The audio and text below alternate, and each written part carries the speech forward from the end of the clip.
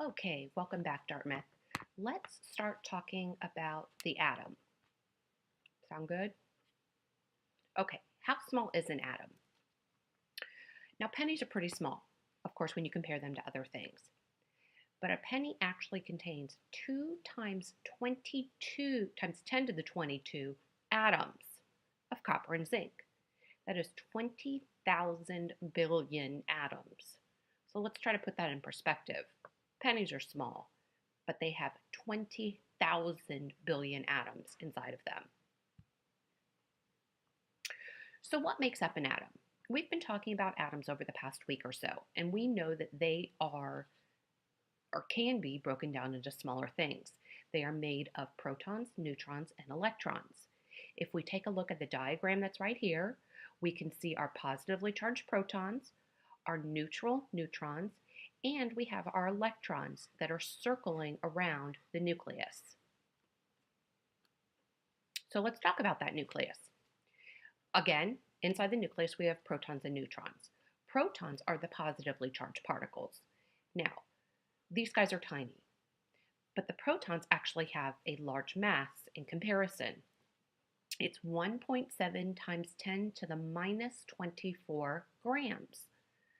Now that might seem small, but again, we're talking about atoms here. Now, to make that number easier to deal with, scientists came up with a new unit called the atomic mass unit, or AMUs. And they have given that relationship a 1 to 1.7 times 10 to the minus 24th ratio. So each proton has a mass of 1 atomic mass unit. Now inside of that nucleus, we know we also have neutrons.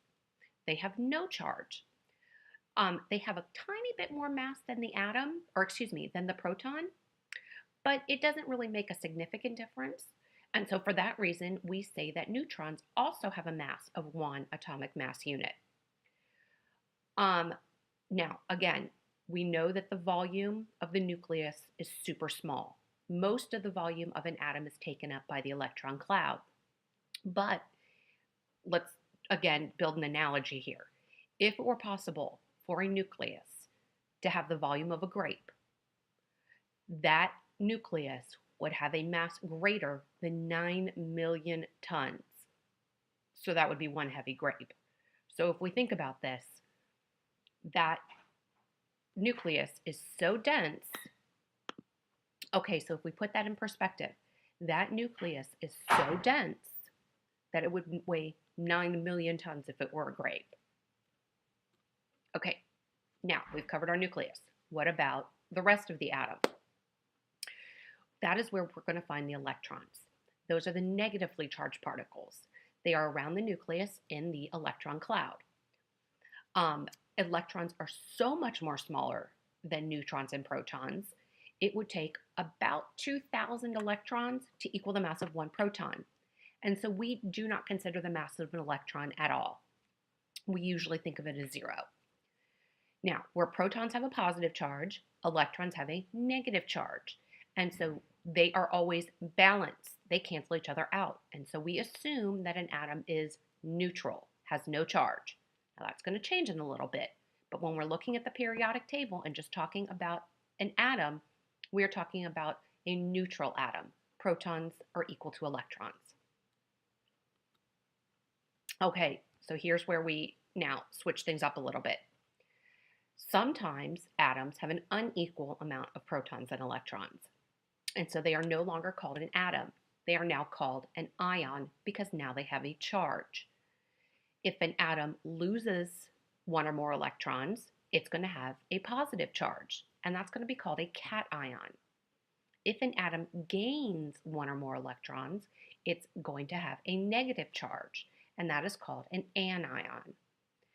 So again, once an atom gains or loses electrons, it's no longer an atom. It is now called an ion. Okay, so where again can we find those electrons?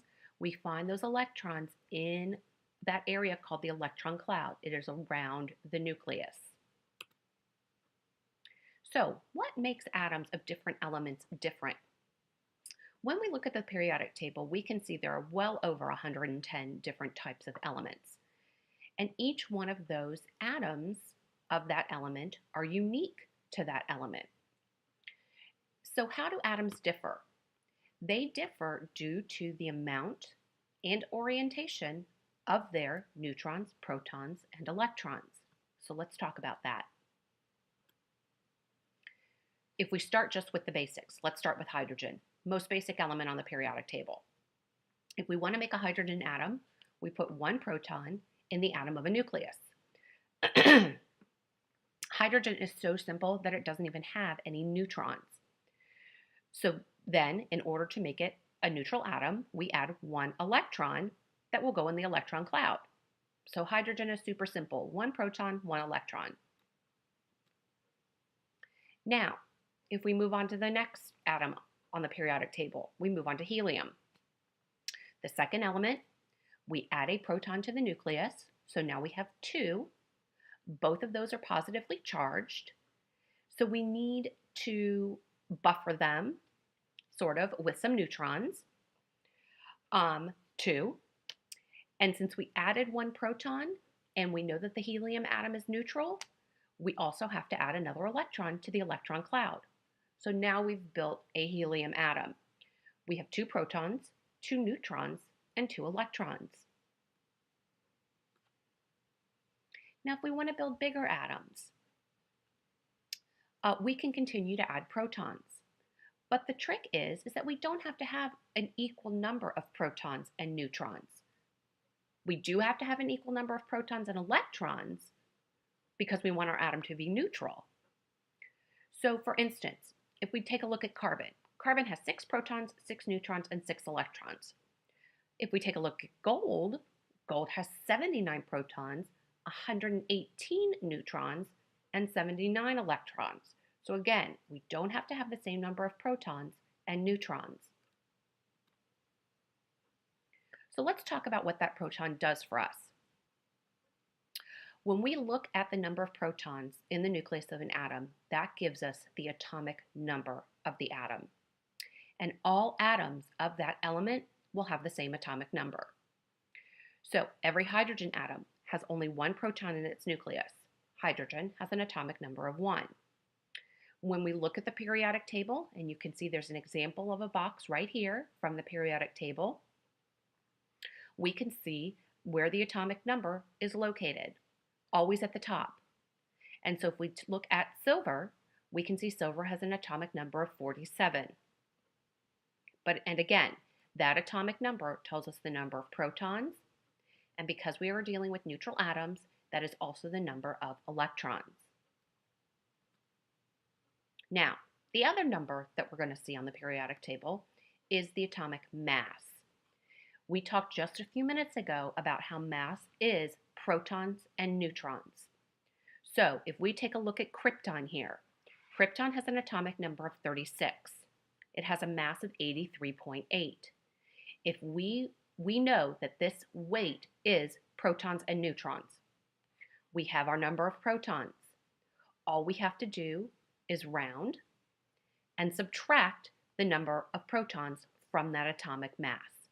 And it's going to give us the number of neutrons. Now, we talked a few minutes ago about how every atom of an element is going to have the same number of protons. They don't have to have the same number of neutrons. And so if we make a new atom with one proton, one neutron, and one electron, are we still going to have hydrogen? The easy answer is no, because now the new atom that we have made has 2 particles in the nucleus and now has a different mass. So what this is now called is an isotope of hydrogen. Isotopes are going to have the same number of protons, but a different number of neutrons. And atoms that are isotopes of each other are always the same element, so we're still talking about hydrogen, but isotopes are not going to have the same number of neutrons. And so because of that, they're actually going to have different masses. So here we can see the isotopes of hydrogen. Our normal hydrogen atom is 1 proton. There are no neutrons inside the nucleus. If we add a neutron, we now have an atom or an isotope of hydrogen that has a larger mass because now it has a neutron. It still has that same proton, and that is called deuterium. If we add another neutron, now we have 2 neutrons and 1 proton. It's called tritium, and the mass of tritium is different than the mass of deuterium and the mass of protium. So the isotopes of hydrogen all have that 1 proton inside the nucleus, but they don't have to have the same number of neutrons. So what are some properties of those isotopes? Now, all elements have a limited number of isotopes that are found in nature. Some isotopes have special properties because they are unstable.